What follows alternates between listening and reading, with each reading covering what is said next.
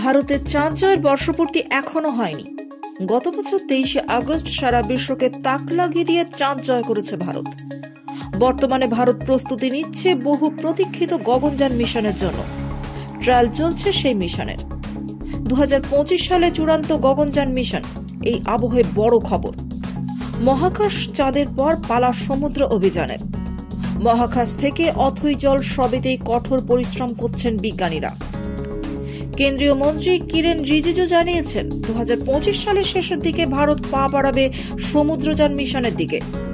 সমুদ্রযানের মাধ্যমে ভূপৃষ্ঠের 6 কিলোমিটার গভীরে সমুদ্রের অধ্যয়নের জন্য পাঠানো হবে বিজ্ঞানীদের।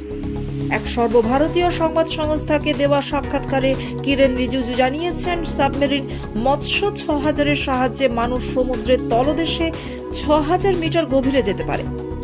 এবছরের শেষ দিকে মিশনের পরীক্ষা নিরীক্ষা রয়েছে।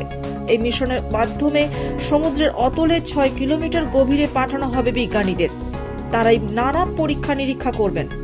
সমুদ্রের 6 কিলোমিটার গভীরে আলো পৌঁছতে পারে না। মন্ত্রী জানিয়েছেন, সমুদ্রের তলদেশে মানুষকে বয়ে নিয়ে যাবে মৎস্য 6000। এই মিশনের তোড়জোড় ইতিমধ্যে শুরু হয়ে গিয়েছে। এই বছরের শেষের দিকে প্রথমে অগভীর জলাশয়ে পরীক্ষা করে দেখা হবে। মন্ত্রীর আশা, আগামী বছর 2025 সালের শেষের দিকে সমুদ্রের 6000 মিটার গভীরতায় বিজ্ঞানীদের পাঠানো যাবে। সমুদ্রযান বা গভীর সমুদ্র মিশন 2021 সালে চালু হয়েছিল। এই মিশনে মৎস্য 6000 ব্যবহার করে 3 জন বিজ্ঞানীকে পাঠানো হবে সমুদ্রতলে। বিশেষ কিছু সরঞ্জাম এবং সেন্সরগুলির মাধ্যমে সেই জায়গার অবস্থা পরীক্ষা করে দেখবেন। মৎস্য 6000-কে এমনভাবে তৈরি করা হয়েছে যাতে বিজ্ঞানীরা 12 ঘন্টা কাজ করতে পারেন। কিন্তু যদি এই যানটি জরুরি কোনো পরিস্থিতির মধ্যে পড়ে, তবে 96 ঘন্টা পর্যন্ত কাজ করবেন বিজ্ঞানীরা। জলের অনেকটা গভীরে খনিজ পদার্থ খুঁজে বের করা এই মিশনের লক্ষ্য।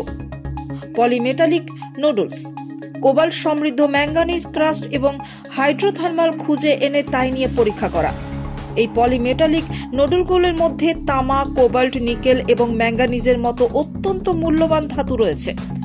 এখনো পর্যন্ত মার্কিন যুক্তরাষ্ট্র, রাশিয়া, চীন, ফ্রান্স এবং জাপানের মতো দেশগুলি গভীর সমুদ্রে সফল ক্রু মিশন পরিচালনা করেছে।